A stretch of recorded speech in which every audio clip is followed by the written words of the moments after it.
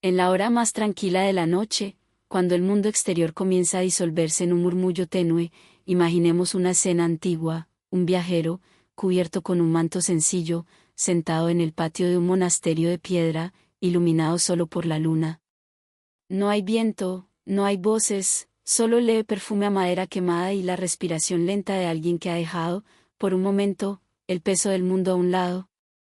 Sus manos reposan suavemente sobre el pecho, como si sostuvieran algo invisible, algo frágil y sagrado. Es en esta imagen donde comienza nuestro viaje, la búsqueda de la puerta silenciosa, aquella que no se encuentra en mapas, ni en templos marcados por grandes inscripciones, sino en el lugar más íntimo y cercano que poseemos, el espacio silencioso bajo el corazón. Se dice que, en las montañas que hoy conocemos como el Valle de la entre el Tíbet e India, existieron monasterios cuyas paredes no estaban destinadas a exhibir riqueza, sino silencio. En los registros de algunos viajeros europeos que llegaron allí durante el siglo XIX, misioneros, cartógrafos, exploradores movidos por la fascinación del Oriente, se menciona que estos templos no enseñaban mantras complejos ni técnicas arduas, sino un recuerdo, la paz, decían, no se adquiere, solo se despierta. La describían como algo que ya está presente pero cubierto, como una estrella detrás de una nube o como un río que fluye bajo la arena. Allí, los monjes caminaban descalzos sobre losas frías, mientras el eco de sus pasos parecía más un susurro que un sonido. Las paredes eran lisas, sin pinturas, aunque algunas tenían grabadas pequeñas marcas, símbolos circulares parecidos a espirales, tan desgastados por el tiempo que parecían estar a punto de desaparecer. Los arqueólogos que más tarde estudiaron estas ruinas encontraron lámparas de aceite hechas de arcilla, con restos de resina aromática, probablemente pino o enebro de montaña. Estos detalles, casi insignificantes, hablan de una vida dedicada a la quietud. Nada era ostentoso, nada era superfluo. Todo estaba dispuesto para sostener el silencio. El viajero observa, escucha, y descubre que el silencio no es la ausencia de sonido, sino un espacio vivo. Uno puede escucharlo entre el roce de la tela, en el crujido de la madera antigua, en el suspiro leve que aparece antes de dormir. Los monjes enseñaban que el corazón humano guarda un ritmo secreto, más suave que el latido, un pulso que pertenece no al cuerpo, sino al espíritu. Este ritmo, decían, es la verdadera puerta. Por eso las prácticas de este lugar no se centraban en la mente, sino en el pecho. Descansa tu mano aquí, decían, y escucha.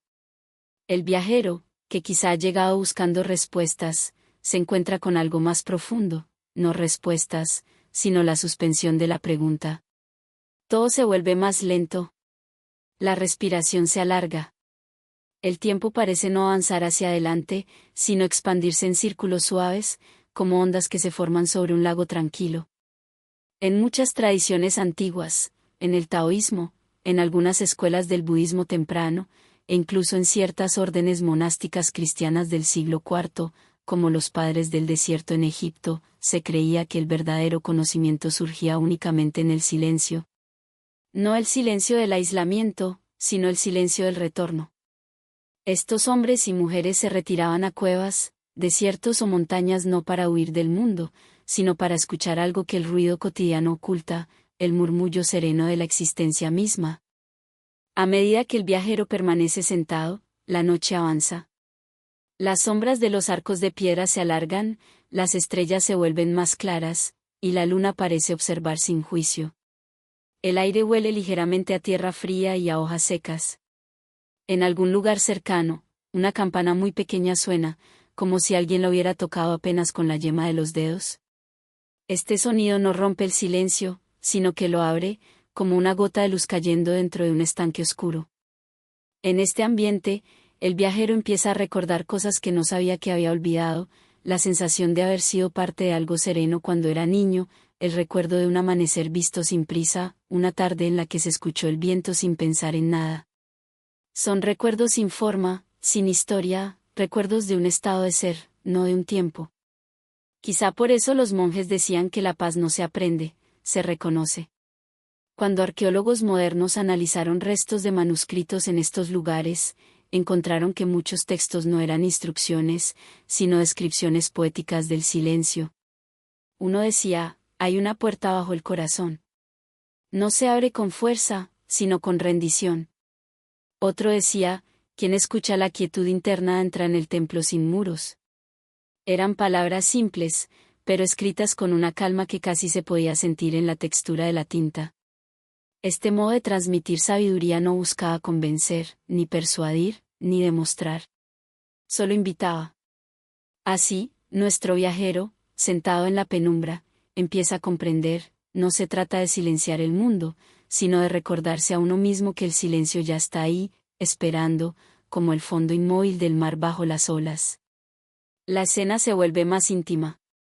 El viajero cierra los ojos. La respiración fluye lenta. En el pecho, bajo las manos, hay calor. No es un calor fuerte, sino un calor suave, constante, como una pequeña lámpara interior. Se siente que algo se está abriendo, pero no hacia afuera, sino hacia adentro. Como si hubiera una habitación secreta detrás del latido. Una habitación que siempre ha estado allí, pero que rara vez visitamos. Puede que no tenga forma, ni imagen, ni voz, pero su presencia es más real que cualquier pensamiento. Algunos textos antiguos en sánscrito la llamaban Litksa, el espacio interior del corazón. No es un órgano, ni un músculo, ni una idea, es una profundidad silenciosa. Nuestro capítulo se acerca a su momento más suave, el viajero ya no está explorando el monasterio, sino a sí mismo. El mundo exterior se ha desvanecido. Quedan solo la respiración, el silencio, y ese espacio luminoso, invisible, que se abre con delicadeza. No hay nada que hacer. No hay nada que lograr. Solo quedarse. Escuchar. Respirar. Y permitir. Se dice que quien pasa por la puerta silenciosa no obtiene respuestas, sino descanso. Descanso profundo, como el que cae sobre un valle después de una tormenta. Descanso que no exige olvido, sino aceptación. El viajero, en esta quietud, siente algo semejante a un regreso. Como si hubiera vuelto de un largo viaje que nunca supo que estaba haciendo. Y así, sin palabras, sin conclusiones, sin promesas, la noche continúa. Quizá la puerta siempre estuvo abierta. Quizá nunca hubo cerradura. Quizá lo único necesario era detenerse.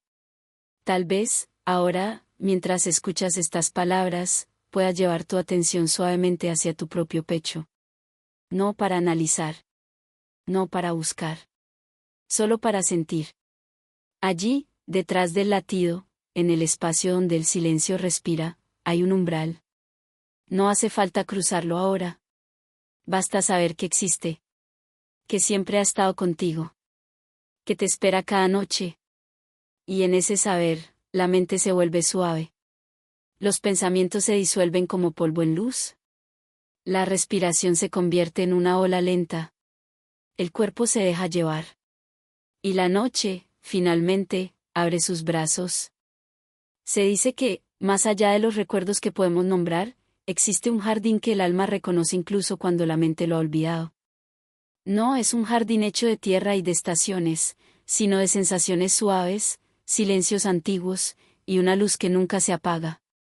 En nuestro viaje, el viajero, aun con la respiración lenta del capítulo anterior, abre los ojos en un nuevo escenario, un sendero cubierto de musgo fino, como si la tierra hubiera sido protegida durante siglos del paso del tiempo.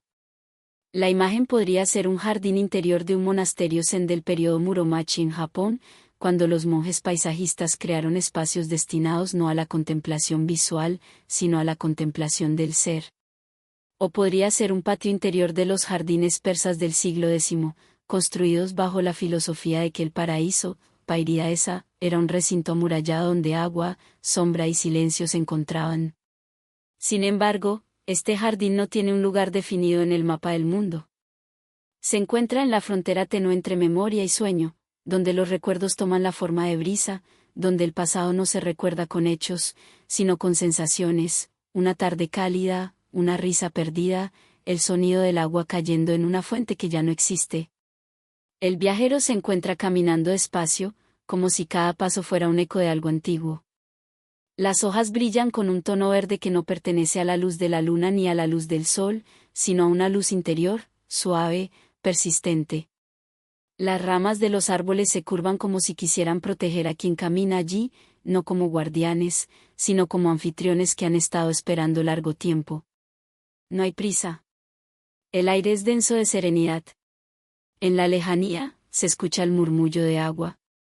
En muchas culturas, el agua representaba la memoria, los egipcios la asociaban al renacer del Nilo, los celtas al paso entre mundos, y en varias órdenes sufíes el sonido del agua era considerado la voz del corazón en su forma más pura.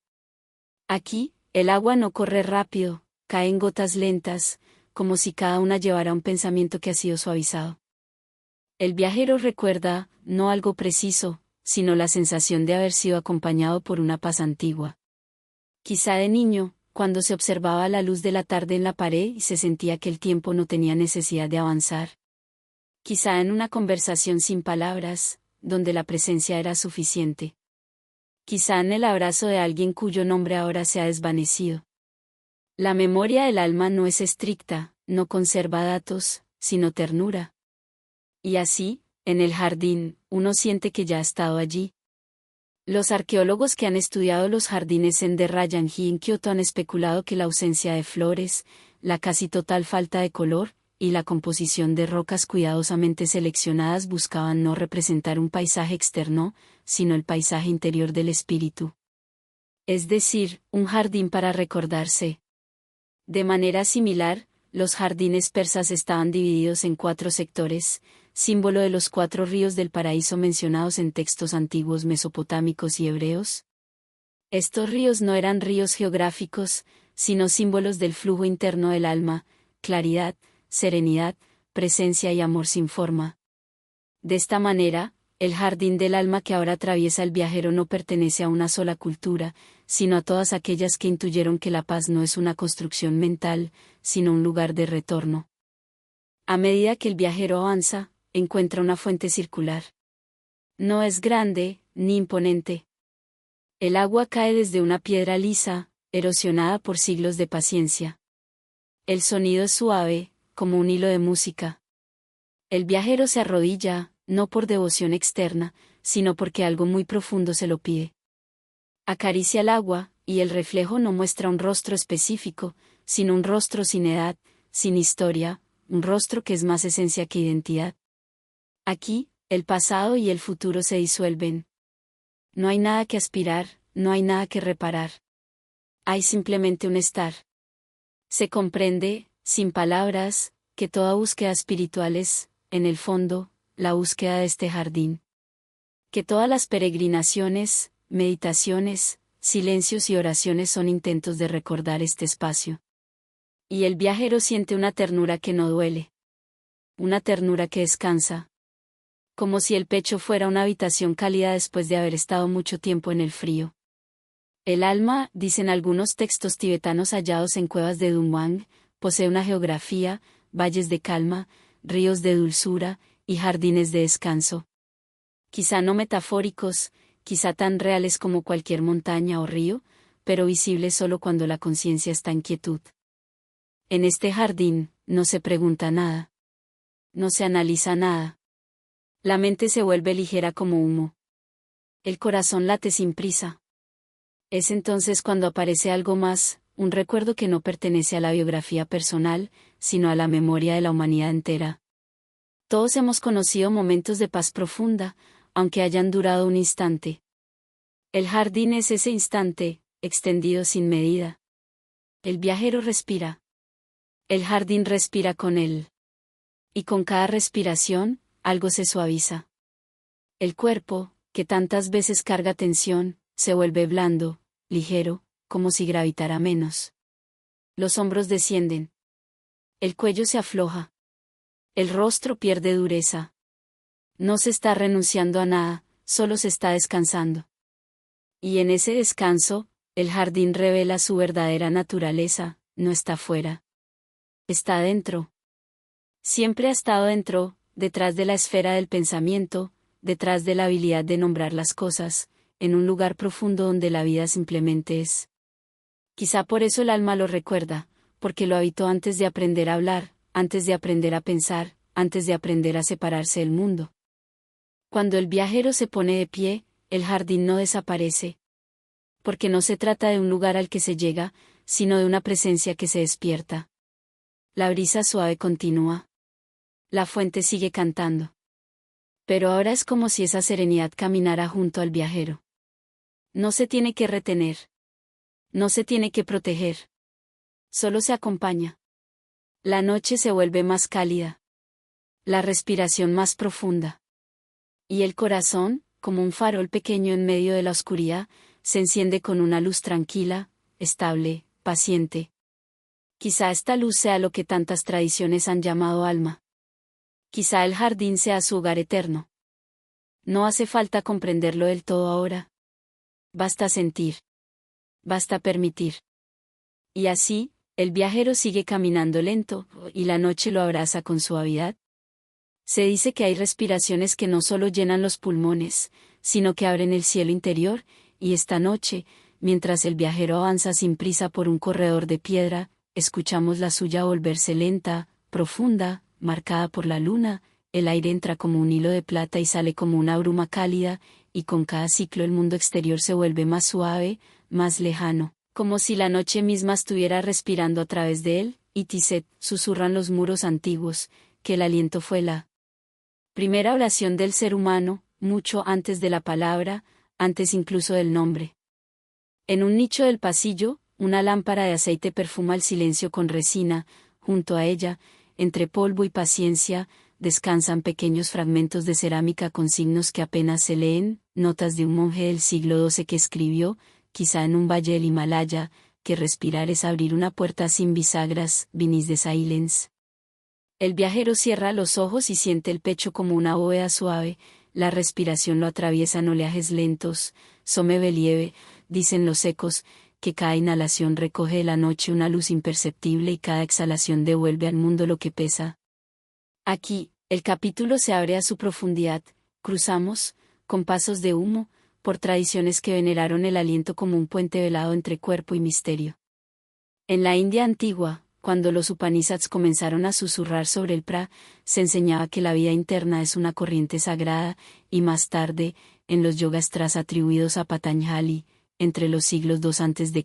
y II después de Cristo, el prima fue nombrado como aquel ciclo que aquieta el oleaje mental para que el lago de la conciencia pueda mostrarse claro, donde la memoria se posa como polvo sobre piedra y, sin embargo, brilla.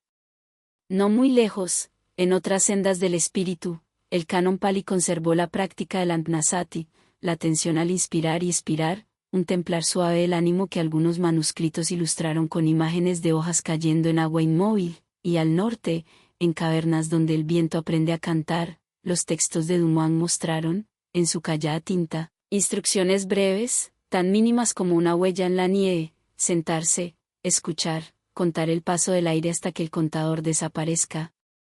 El viajero, al escuchar estos nombres antiguos, no siente una lección, sino un reconocimiento, su respiración va adoptando una cadencia de ola larga, ouschianic, y el pecho se vuelve amplio como una sala de columnas, cada exhalación descorre un velo y deja al descubierto una piedra más de su propia quietud.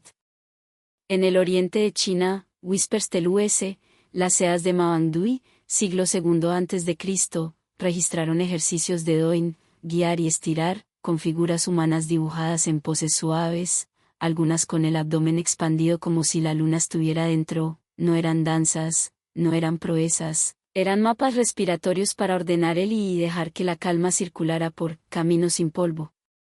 Entre dinastías y estaciones, los médicos sabios repetían que el aliento y la mente comparten una misma vasija, si una se derrama, la otra se inquieta, si una reposa, la otra anida. Vinis de Silence, el viajero recuerda que ha sentido esta verdad sin palabras, cuando respira despacio, la noche parece escuchar, cuando suspira, las constelaciones bajan medio paso. Más alto aún, en valles tibetanos donde la nieve escribe sobre el mundo nombres que nadie pronuncia, se desarrolló con severa dulzura la práctica de Getumo, el calor interior. Relatos de peregrinos del siglo XI hablaron de yogis que, en cuevas marcadas por hollín, secaban paños húmedos con su propio aliento lento, no como exhibición, sino como evidencia de una quietud que enciende. No es el fuego lo que asombra, es la serenidad que lo precede.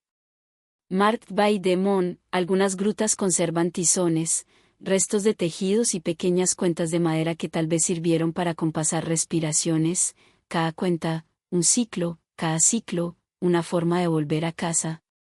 Pero el aliento también cruzó hacia Occidente.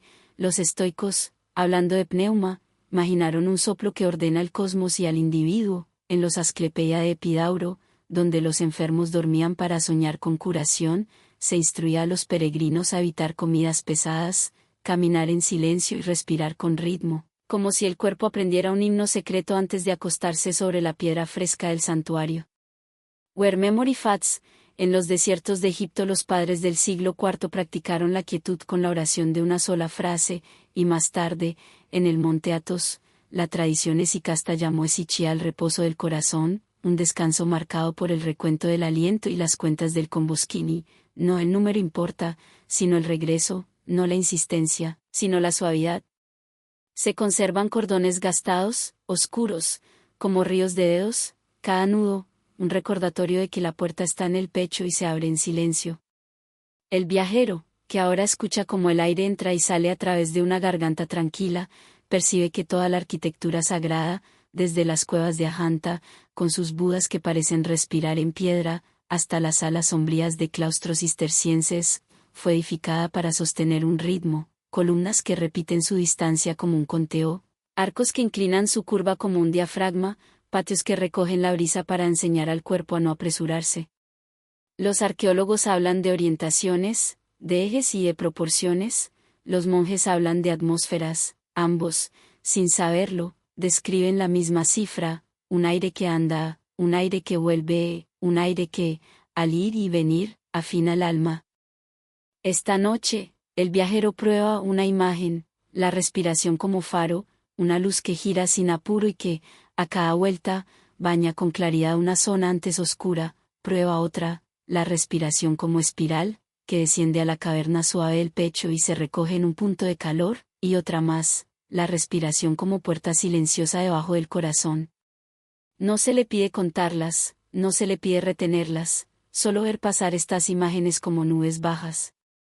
Un perfume antiguo, tal vez sándalo, tal vez enebro, vuelve a subir desde la lámpara, un insecto golpea torpemente la pared y de inmediato todo queda en calma, la noche reanuda su latido. En ese latido, el viajero siente que la mente, tan acostumbrada a tejer, suelta el telar, y entonces percibe, con claridad que no lastima, que respira el mundo y el mundo lo respira él. Hecho, Ouschanic, susurra la oscuridad, y el pecho responde.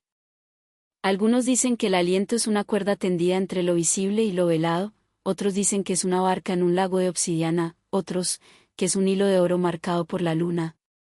Quizás sea todo eso y nada de eso.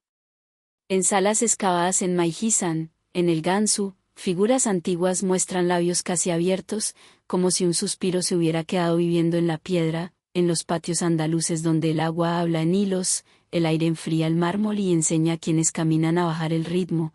En claustros de la Borgoña, las arcadas parecen subir y bajar como cajas torácicas de piedra. El viajero entiende, la historia ha conservado templos, textos y cuentas, pero lo que atraviesa los siglos es algo más liviano que la arena y más fiel que la roca, la manera en que respira el ser humano cuando regresa a su centro. Beneath the silence, el aliento se vuelve oración, sin dogma, sin frontera. Llega, entonces, la parte más honda de nuestro capítulo, de Deepening Mystery. El viajero percibe que su propia respiración es maestra. No lo empuja hacia metas, no le pide demostrar nada.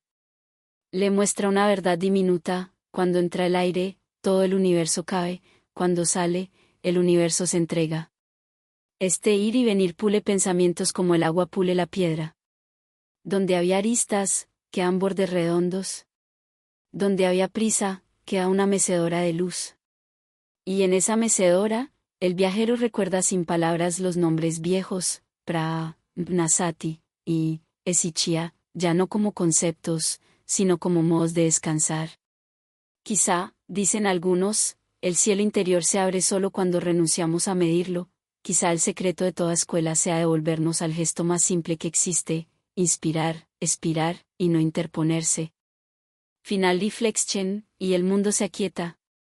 Si hubiera que dejar un rastro, sería apenas un susurro, tal vez nunca se trató de encontrar nada, tal vez era cuestión de quedarse.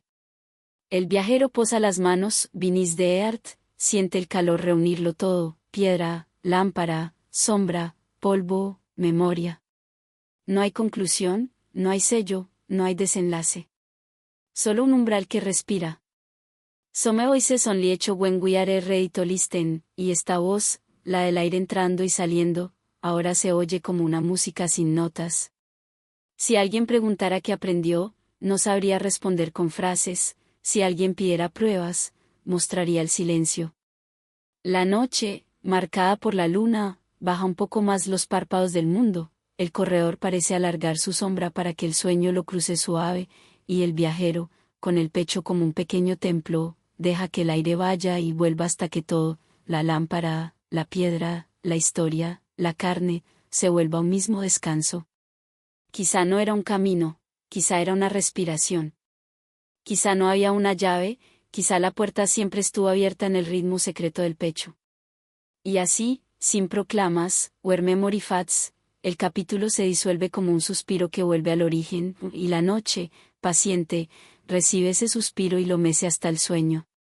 Se dice que algunos templos no fueron construidos para ser vistos, sino para ser escuchados en silencio, y esta noche el viajero llega ante uno de esos lugares, una estructura de piedra antigua, casi disuelta por el viento, en lo alto de una meseta donde el mundo parece detenerse.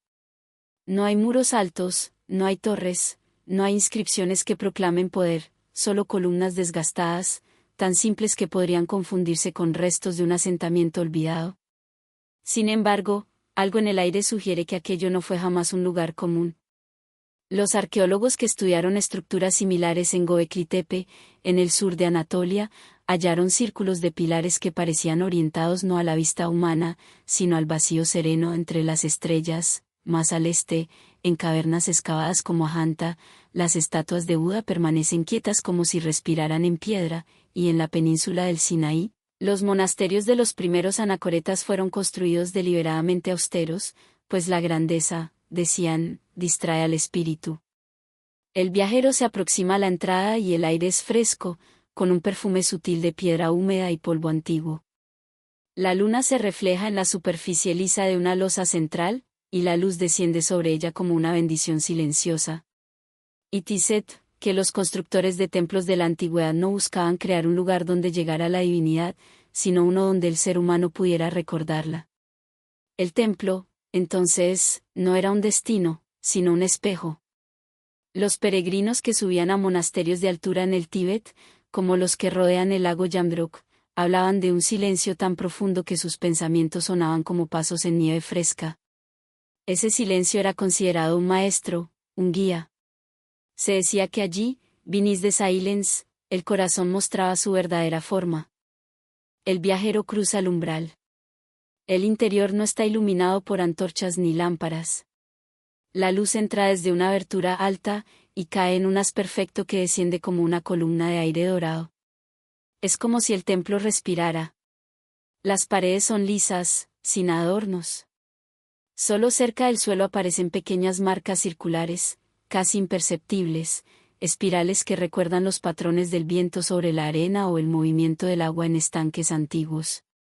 Los expertos que las estudiaron alguna vez pensaron que eran símbolos de culto, otros creyeron que eran marcas de herramientas, pero algunos monjes contemporáneos, al ver estas formas en fotografías de archivo, dijeron simplemente, esto no es símbolo. Es respiración. El viajero se acerca a una de las columnas. Pasa los dedos sobre la piedra. Está fría, pero no inerte, parece guardar el eco de manos de siglos pasados, de silencios encendidos, de presencias que se sentaron aquí para escuchar el mundo desde adentro. Y aquí es donde la historia se vuelve más profunda. Antiguas escuelas de constructores, como los que erigieron templos en Malta, o centros ceremoniales preclásicos en Teotihuacán, conocían proporciones que no estaban destinadas a impresionar la vista, sino a influir en la respiración. El espacio mismo regula el ritmo interno. Quien entra, sin saber por qué, comienza a respirar más despacio, más hondo, como si la arquitectura fuera una mano que se posa sobre el pecho y dice, espera. El viajero se sienta en el suelo, sobre la losa fría que ha sido pulida por siglos de pasos. La piedra guarda el calor de la tarde, y sin embargo es fresca, como el borde de un río en sombra. El aire aquí no es pesado ni ligero, es justo. Es equilibrio. Hay una cualidad de inmovilidad que no es ausencia, sino plenitud. Como si el espacio estuviera lleno de algo invisible que sostiene a todo. Whispers del US, que algunos templos fueron construidos como cámaras resonantes del silencio, no para amplificar sonido, sino para amplificar quietud.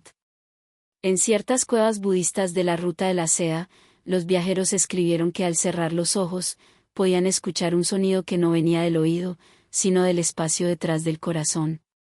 Los textos lo llamaron Nyat, la plenitud del vacío. El viajero ahora no estudia, no compara, no intenta comprender. Solo está. Y en ese estar, algo comienza a ascender, lento, como una marea nocturna. La respiración se enlaza suavemente con el silencio. La mente deja de narrar. El cuerpo deja de defenderse. La quietud se vuelve un manto que cae sobre todo. En esta quietud, surgen imágenes. No son recuerdos exactos, sino impresiones que pertenecen más al alma que a la biografía. Una tarde sentados junto al mar, viendo olas repetirse sin fin. Una habitación tranquila en la infancia donde la luz entraba filtrada y dorada. La sensación de haber pertenecido a algo completo, antes del ruido. Los monjes de algunas tradiciones chamánicas del antiguo altiplano andino hablaban de un templo que no se construye, un recinto que se abre al cerrar los ojos, un santuario interno donde el mundo descansa en sí mismo. La arquitectura externa era solo una invitación, la verdadera estructura era la respiración y su ritmo. Así, el viajero comprende que el templo que pisa no es diferente del espacio que sintió en su pecho en la noche anterior. Que aquí, la piedra está haciendo visible lo invisible. Entonces, el templo comienza a revelar su secreto, no se trata de un lugar de llegada, sino de regreso.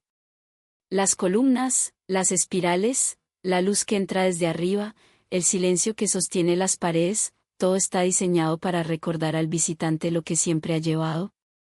The Temple, dicen los ecos, was never outside. El viajero lo siente.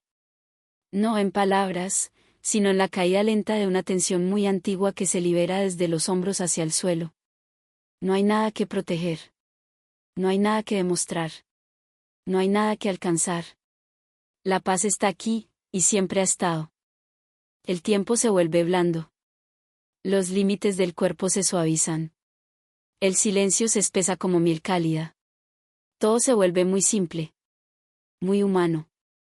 Muy antiguo. Y mientras la respiración continúa, lenta, constante, el viajero comprende, sin necesidad de pensamiento, que este templo, como tantos en el mundo, fue construido para una sola acción, descansar.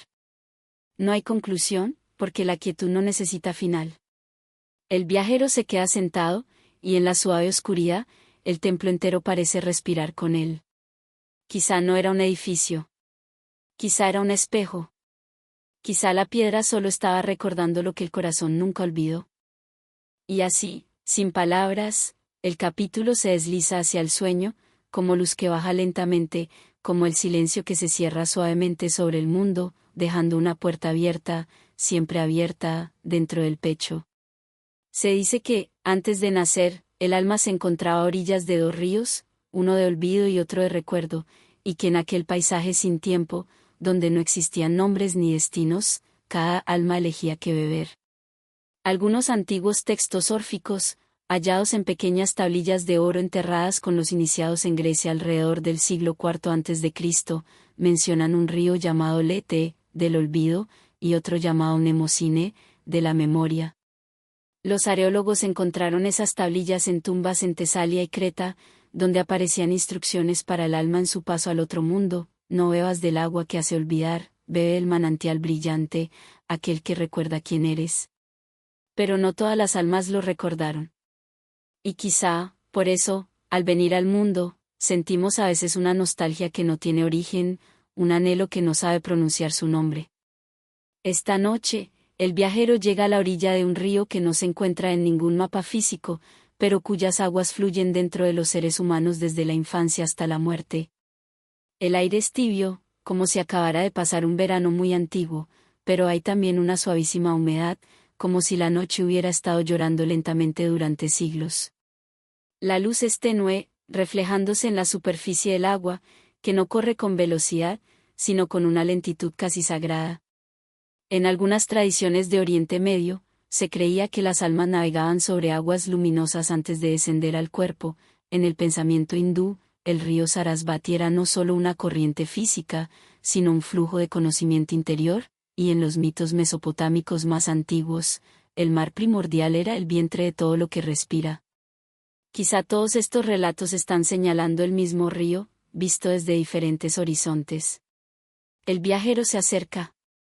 No tiene sede temporal, es un río que parece llevar recuerdos y olvidos al mismo tiempo. La superficie se ilumina con reflejos suaves, como si hubiera estrellas dormidas bajo el agua. El viajero recuerda que, en su infancia, hubo momentos en los que el mundo parecía completo: mirar nubes, oír la lluvia, sentir un abrazo prolongado. Esos instantes parecían eternos, sin reloj, sin preocupación. Luego, con el tiempo, llegaron el ruido, la prisa, la sensación de estar lejos de algo que no se puede nombrar. Ese algo es lo que este río guarda. Whispers del US, que quienes bebieron del río del olvido llegaron al mundo para aprender lentamente, tropezando, buscando, sintiendo un deseo permanente de regresar a un hogar que no recuerdan. Quienes bebieron del río del recuerdo, en cambio, nacieron con una tristeza suave, como si supieran algo que los demás no, como si miraran el cielo con familiaridad, como si la luna no fuera una desconocida, sino una hermana lejana. Pero la verdad es que la mayoría de nosotros bebió un poco de ambos. Por eso, en ciertos días, sentimos que recordamos algo sin saber qué es, y en otros, todo se siente lejano, como un sueño que se deshace al despertar. El viajero se arrodilla junto a la orilla. El agua tiene un sonido ligero, como si murmurara palabras que no pertenecen a ningún idioma humano, sino a una lengua más antigua que la tierra.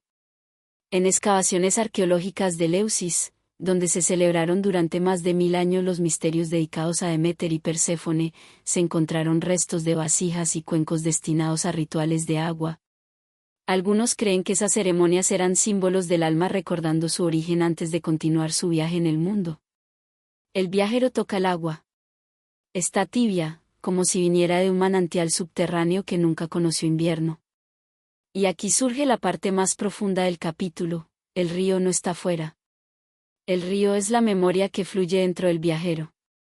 Cada gota es un recuerdo no verbal, la sensación de haber sido amado, de haber sido sostenido, de haber pertenecido a algo vasto y silencioso. El viajero cierra los ojos. Y en ese gesto, el río se despliega hacia adentro.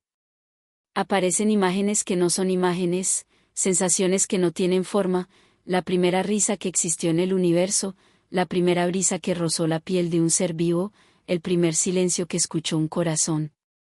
La existencia no comenzó con pensamiento, sino con sentir. Y eso es lo que fluye ahora. Beneath the silence, el viajero siente que el alma no se mueve hacia adelante, sino en círculos: nace, olvida, recuerda, y vuelve. Quizá la vida sea el intervalo entre el olvido y el recuerdo. Durante siglos, los monjes esicastas de la tradición cristiana oriental practicaron una oración silenciosa que descendía hacia el corazón, no para pedir, sino para recordar. Los sufíes hablaban del zikr, el acto de recordar al amado. Y en algunas tradiciones judaicas, la palabra zakar, recordar, era considerada un acto sagrado capaz de unir el presente con lo eterno. No se trataba de recordar hechos, sino de recordar el origen. El viajero comprende esto sin necesidad de palabras.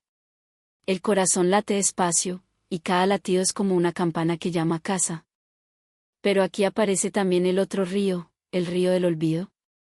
Sin olvido, dicen los ancianos, la vida sería demasiado pesada.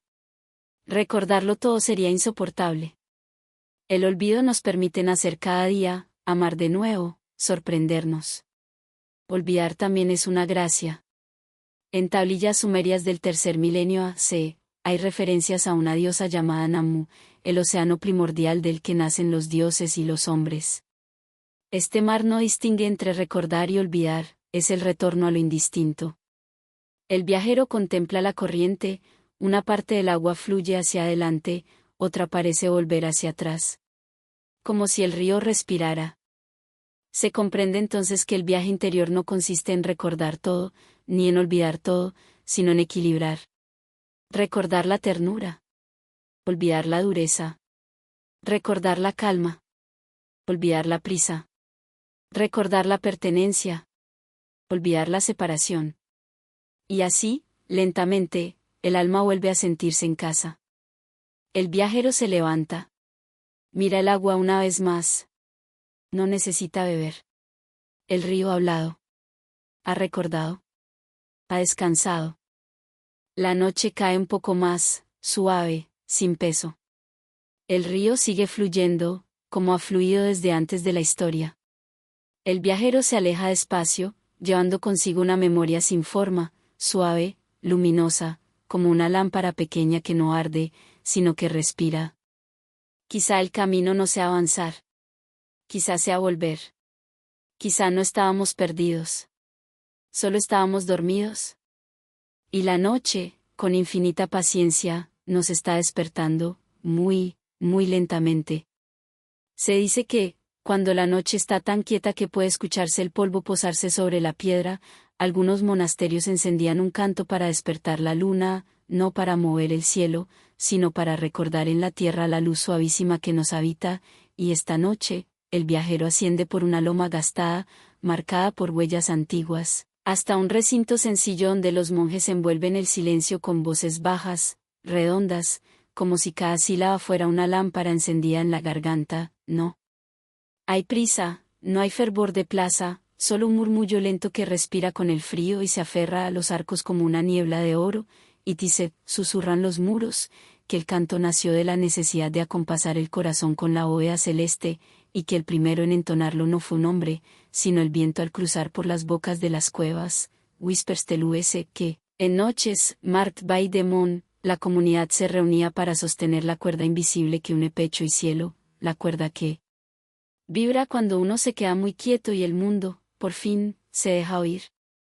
El viajero se sienta en el suelo de piedra, bajo sus manos, la losa respira un frío antiguo, y la luna, velada por nubes finísimas, se abre paso como una moneda lechosa sobre un cuenco de tinta.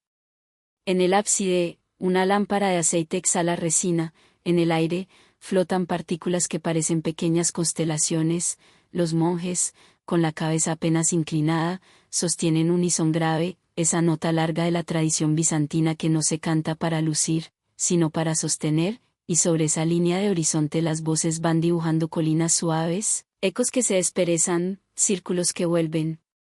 En tiempos antiguos, los cantos devocionales nacieron en Oriente y Occidente como ríos que ignoran fronteras. En Athos, los esicastas dejaron constancia de melodías que descendían al corazón. En los claustros de San Galo, los copistas del siglo X trazaron neumas como espirales diminutas, instrucciones veladas para recordar la respiración del canto. En los monasterios tibetanos, el drum profundo de los yalins y las gargantas expandía el pecho como si dentro resonara una caverna sagrada, y, más allá de las paredes cristianas, los samsufíes buscaron una escucha que afinara el alma hasta volver la cuerda. No son episodios para exhibir erudición, son hilos de una misma urdimbre, modos de permitir que el mundo interior adopte el compás del cielo. Y el cielo, esta noche, es la luna. Bajo la luz pálida, el viajero recuerda que la luna fue, para los antiguos, algo más que un reloj de mareas, fue guía y espejo, y a veces herida y consuelo. En Anatolia, piedras erguidas, Star Market, sugieren vigilias que observaban el cambio de las sombras. En los llanos de Nata Playa, al sur de Egipto, círculos de piedra alinearon memoria y horizonte.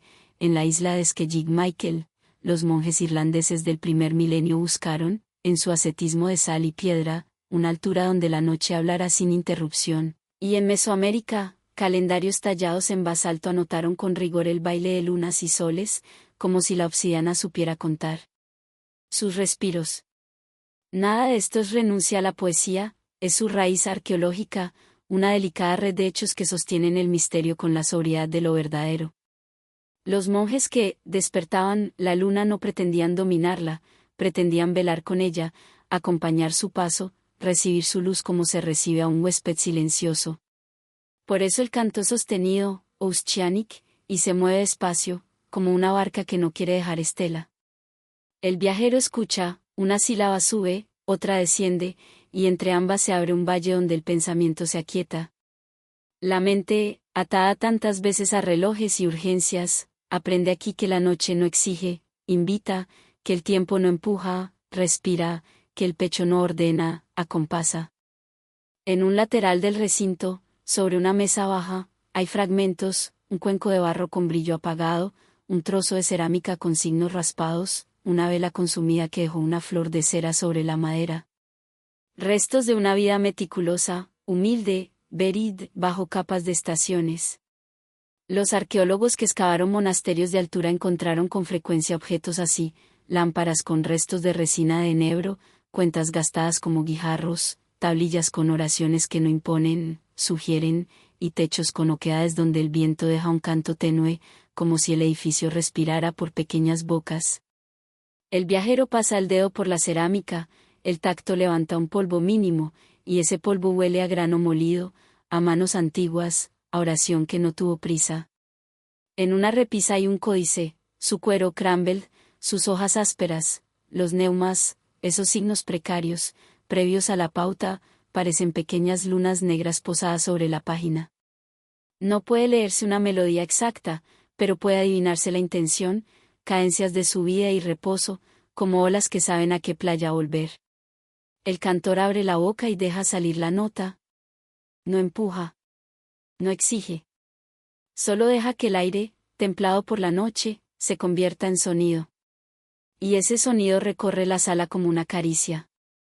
Y Tisset que la luna, en su cuarto creciente, ensancha la cámara del pecho, que en menguante, la mente se afina para soltar, que en llena, las aguas, dentro y fuera, aprenden la plenitud, que en nueva, el mundo se pliega en silencio para escuchar su raíz.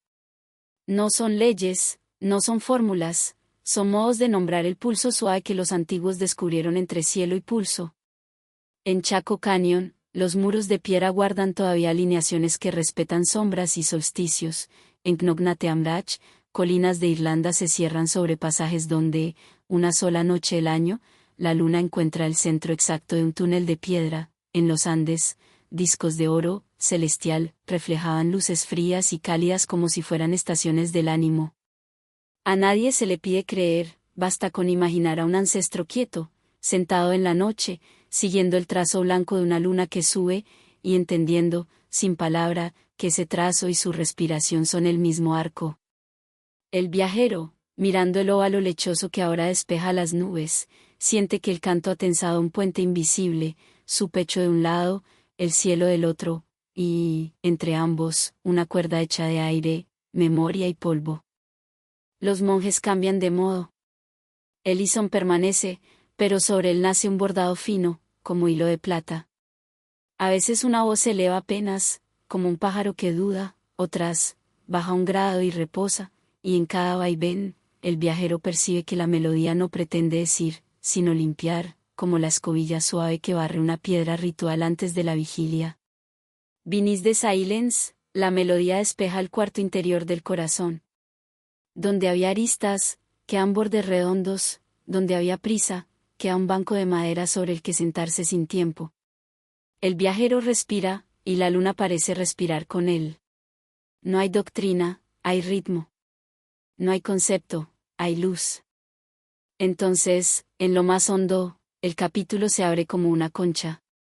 Aparecen símbolos, un espejo de bronce con manchas que dibujan mares, una espiral tallada en una piedra junto a la puerta, Bald, por siglos de manos, un hilo de cera derramado como río, Star Market. Nada es espectacular. Todo es ofrenda menuda.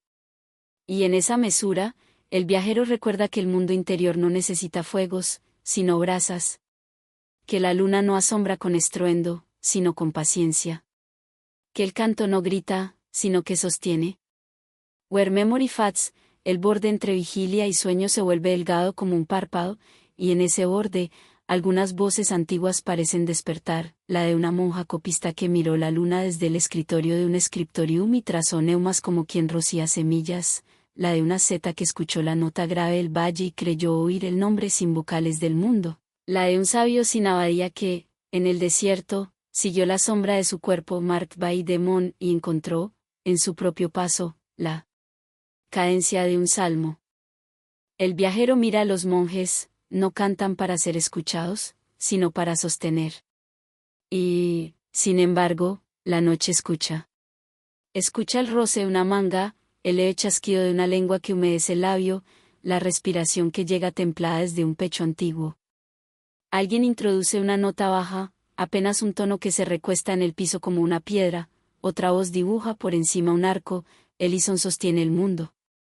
Si hubiera aquí un arqueólogo del sonido, mediría el decaimiento de las frecuencias sobre la piedra, la resonancia de las bóvedas, el grosor de los muros, escribiría, con pulcritud, que tal curvatura prolonga el eco, que tal material oscurece el timbre, y todo sería cierto. Pero en la noche, Sacred, esa verdad técnica se vuelve una brizna dentro de otra verdad más antigua, el canto está midiendo el alma. Y el alma, al ser medida con dulzura, se calma. El viajero cierra los ojos. Siente que su rostro pierde aristas, que la mandíbula se suelta, que la lengua encuentra el cielo del paladar como cuando el cuerpo se prepara para dormir. La luna, recostada sobre la ventana alta, deja una franja de luz en el suelo, basta para ver sin ver. Los monjes prolongan la última cadencia como si el tiempo fuera una tela elástica que puede estirarse sin romperse. Y al final, si es que hay final, no hay silencio abrupto, sino un reposo, la nota no se corta, se posa. Queda vibrando en el aire, como si hubiera elegido quedarse a dormir en la sala. Some voices only echo when we are ready to listen. Esta voz, la del mundo, la de la luna, la del pecho, ¿ahora se oye? No dice nada. Brilla. La ceremonia no concluye, se disuelve, como una nube que deja paso a otra más fina. Los monjes inclinan apenas la cabeza, apagan con 2 dedos la mecha, y la noche, agradecida, guarda el calor. El viajero permanece inmóvil un momento más, como quien quiere memorizar el olor, la temperatura, la textura de la sombra. No hay mensaje, no hay mandato. Hay una cuerda de aire tendida entre su pecho y la luna, y esa cuerda, lo sabe, seguirá vibrando cuando cierre los ojos. Quizá la luna nunca duerme, quizá quien duerme es el ruido. Quizá estos cantos, en verdad, no despiertan a la luna, nos despiertan a nosotros para verla. Y ahora, cuando el cuerpo afloja y el sueño llega como una marea sin prisa, el viajero comprende que el capítulo no pide conclusión, sino un gesto pequeño, juntar las manos, Vinis de Eart, inclinar la frente hacia la noche, y dejar que la luz lechosa lave, muy despacio, todo lo que pesa. Después, ya solo queda escuchar cómo el mundo se acuna a sí mismo, y, en esa cuna celestial, dormirse. Se dice que, en ciertos monasterios antiguos donde las montañas se vuelven niebla y la niebla se vuelve silencio, existía una biblioteca sin libros, un lugar donde el conocimiento no se guardaba en palabras, sino en presencia, y esta noche, el viajero atraviesa un umbral estrecho, como si hubiera sido tallado por manos que entendían el valor de lo escondido, hasta llegar a una sala amplia y vacía, iluminada únicamente por un rayo de luna que cae desde una abertura invisible en la bóveda, el suelo es piedra pulida por siglos de pasos lentos, y las paredes no tienen estantes, ni manuscritos, ni tablillas, solo una suavísima textura que parece respirar. Algo en este espacio recuerda a los pasillos silenciosos del monasterio de Santa Catalina en el Sinaí, donde códices del siglo IV han sobrevivido como brasas enterradas bajo arena y viento, y algo también evoca el silencio de la biblioteca de Nalanda, consumida por fuego en el siglo XII pero aún presente en la memoria de quienes creen que el conocimiento verdadero nunca se pierde. Sin embargo, este lugar no pertenece a una geografía definida, podría hallarse en una ladera tibetana, en un claustro cisterciense de Borgoña, en un santuario zen escondido entre bambú o en un templo perdido de Samarcanda donde los muros se escuchan desde antes de que exista la escritura. It is said que los sabios de esta biblioteca no escribían porque sabían que algunas verdades se marchitan cuando se colocan en tinta, whispers del US, que se sentaban juntos en silencio, día tras día, respirando al mismo ritmo, hasta que la presencia hablaba por ellos. No enseñaban conceptos. Enseñaban atmósferas. El viajero se sienta. El silencio aquí no es vacío, sino sustancia. Tiene peso, como un manto. Tiene temperatura, como una mano sobre el hombro. Algunas tradiciones sufíes llamaron a esto Suba, la compañía silenciosa donde las almas se reconocen sin hablar. Los monjes del monte Ato lo llamaron Esichia, la quietud donde el corazón descansa en sí mismo. Los maestros zen lo llamaron Sikantasa, simplemente sentarse, dejar que el mundo se apoye donde corresponde. No hay instrucciones aquí. No hay técnica. Solo la invitación a dejar que el polvo interior se asiente, como cae lentamente en un haz de luz. El viajero siente, mientras respira, que la mente, esa corriente incesante, comienza a hacerse más lenta, como un río que llega a una llanura amplia. Las palabras internas se adelgazan. Las imágenes se espacian. El cuerpo se vuelve ligero. Y, aún así, todo se siente vivo. En una esquina de la sala, apenas visible, hay un banco de madera suave.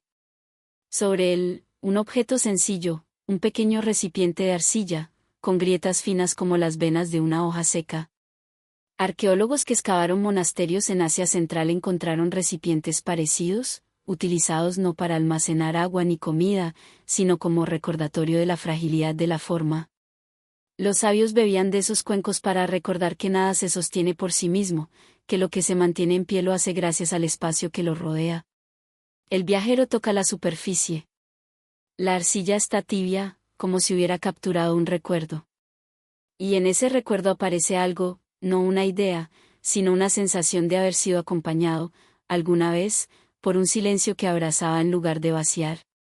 La biblioteca sin libros conserva esa misma promesa, que el conocimiento verdadero no se aprende, sino que se reconoce cuando el alma deja de huir. Algunas civilizaciones antiguas, como la de los mayas, construyeron observatorios donde la luz de las estrellas pasaba solo durante ciertos días del año, abriendo un instante de revelación. Este espacio parece funcionar de modo similar, pero con un propósito distinto, no revelar el cielo exterior, sino el cielo interior. El rayo de luna cae directamente sobre el centro del salón, donde la piedra se ha desgastado más que el resto. Muchas personas se habrán sentado allí, generación tras generación, para escuchar lo que no tiene voz. El viajero se mueve lentamente hacia ese punto. Se arrodilla. El silencio se espesa. No hay nada que hacer. No hay nada que resolver. La biblioteca no pide esfuerzo.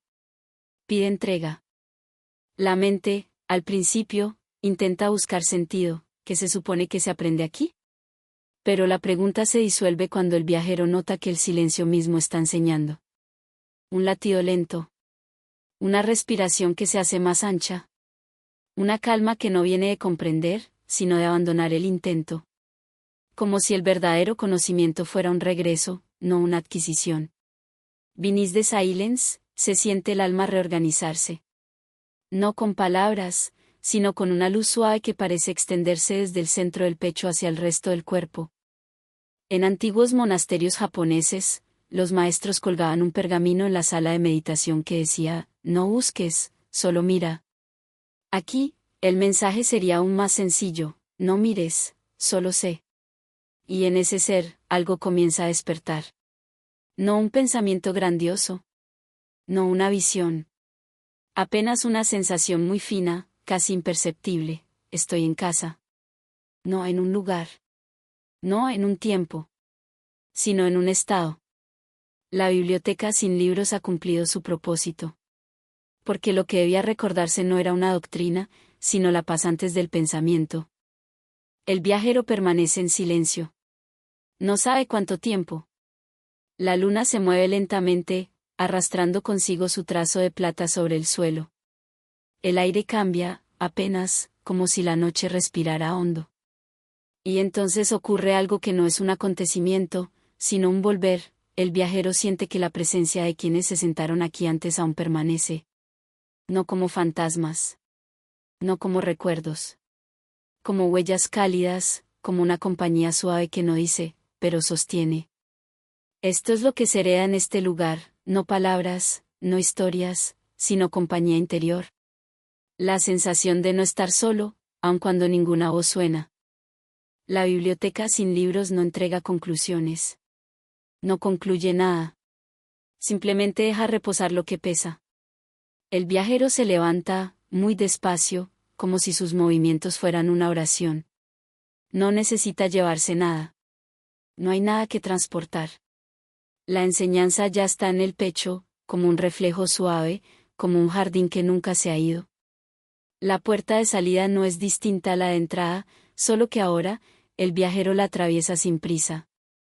Afuera, la noche sigue siendo vasta, silenciosa, eterna. Pero algo ha cambiado. No en la noche. En quien la mira. Quizá el conocimiento no esté en los libros. Quizá la sabiduría no esté en las palabras. Quizá la verdad más profunda sea un silencio que nos estaba esperando desde siempre. Y así, el viajero camina hacia la oscuridad suave, con la luz en el pecho. Se dice que, en el borde entre la vigilia y el sueño, existe un sendero que no pertenece a ningún mapa, un camino tan estrecho que podría confundirse con una pausa entre pensamientos, y esta noche el viajero lo encuentra, un sendero cubierto de hojas suaves, iluminado por una pequeña linterna que cuelga de su mano como un sol diminuto, frágil, casi tembloroso, pero constante. La llama no es brillante, no empuja a las sombras, solo las suaviza, como si la noche quisiera permanecer intacta y la linterna simplemente pidiera permiso para caminar en ella. El aire es frío, pero no duro, huele a corteza húmeda, a tierra antigua, a musgo recién despertado.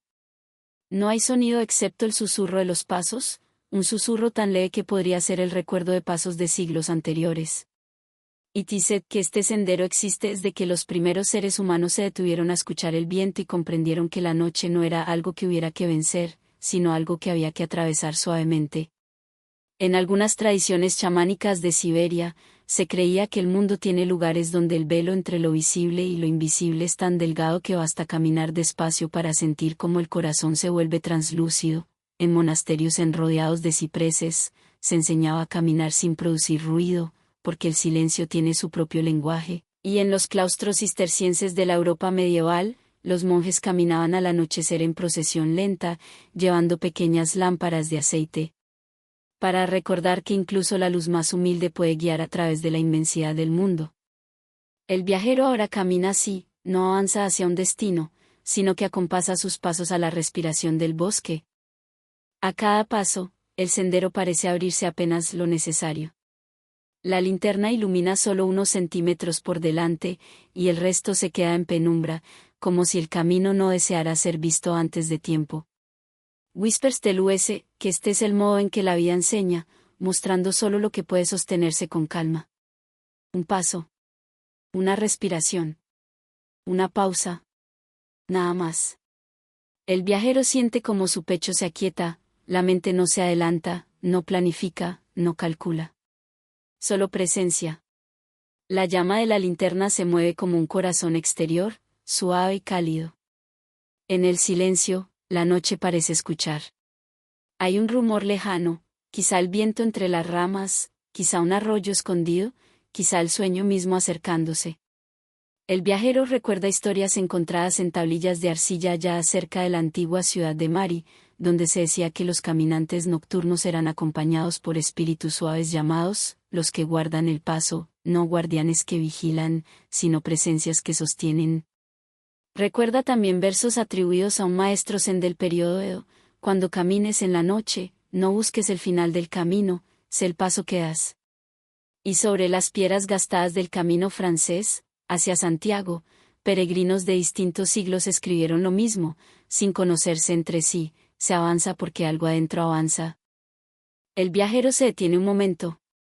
Levanta la linterna apenas.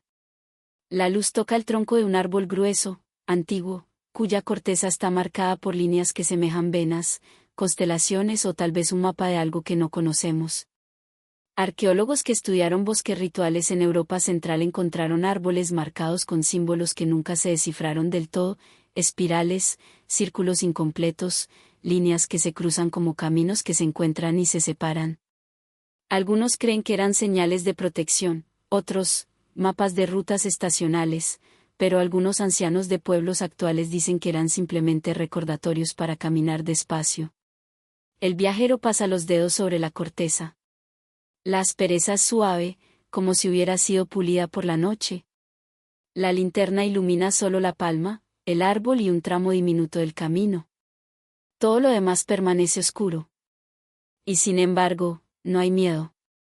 La oscuridad no presiona. Ofrece espacio. Entonces, el viajero vuelve a caminar. Y al caminar, sucede algo sutil, el bosque ya no parece un lugar exterior, sino un reflejo del mundo interior. Cada rama que se curva hacia abajo parece repetir el gesto que la mente hace al inclinarse hacia el silencio. Cada hoja que cae sin ruido parece enseñar cómo soltar sin esfuerzo. Cada sombra se mueve al ritmo de la respiración. Aquí, el mundo no está dividido, lo interior y lo exterior se espejan. En algunas filosofías antiguas, como en la escuela neoplatónica de Plotino, se decía que el alma reconoce en la naturaleza una forma de su propio rostro. En la tradición sufí, se habló de que el mundo es un espejo pulido donde el corazón se ve a sí mismo cuando está tranquilo. En la cosmología indígena amazónica, el bosque es el cuerpo visible del espíritu que nos sostiene. Todo ello susurra ahora alrededor del viajero, no en palabras, sino en atmósferas.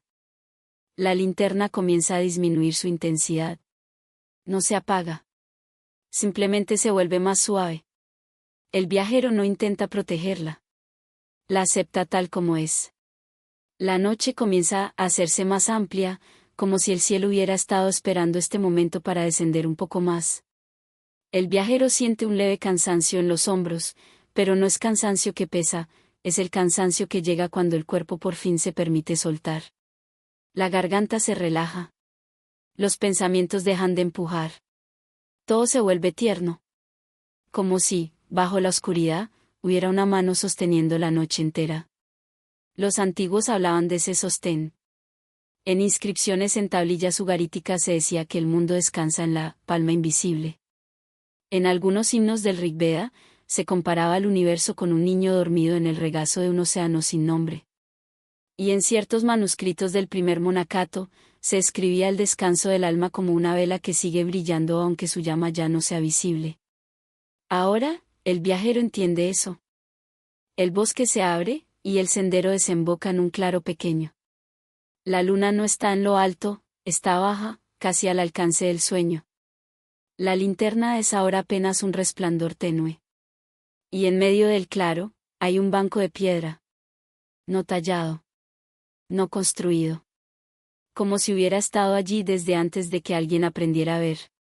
El viajero se sienta. La noche lo envuelve. La linterna, colgando de su mano, ilumina apenas el suelo. Y entonces ocurre la escena que no necesita palabras, el viajero no mira la luna. Se deja mirar por ella. El pecho se abre. La respiración cae lenta, profunda, silenciosa. Todo se vuelve muy, muy suave. No hay conclusión. No hay instrucción. No hay sentencia final. Solo una invitación silenciosa. Respira. Si el camino es oscuro, camina despacio. La luz pequeña es suficiente. La noche sabe hacia dónde te conduce. Y ahora, sin prisa alguna, el sueño llega.